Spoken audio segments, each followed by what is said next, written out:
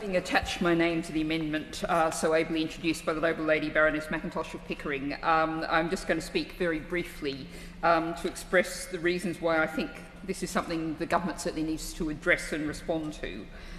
We know that the government tends to operate in silos and tends to look at one project at a time without thinking of a comprehensive view of the overall impact on the country.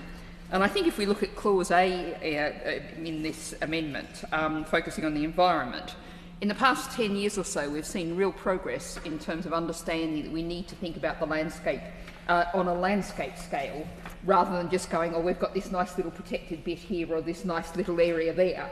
And so I think this amendment starts to get at that issue of thinking at that landscape scale in terms of the environment. And it's not impossible to imagine. We know also recently we've got very aware of the importance of corridors through which different populations of wildlife can be linked up.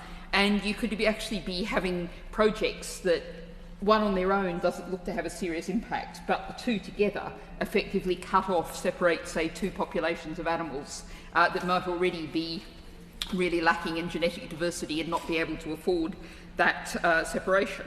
In terms of the humans, the residents living in areas where the projects are being developed, as the clause says, over the recess, I was speaking to a couple of people being very much affected by the Sevington customs facility and the impact of light pollution. Now, this is the sort of thing that we don't think about nearly enough. But again, this is something where we may see effects just build up in terms of their impact on people's lives.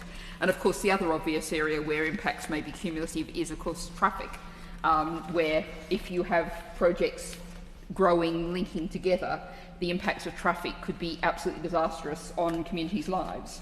So I think this amendment is a modest amendment, just asking the government to think on a broader scale than I'm afraid very typically governments generally do.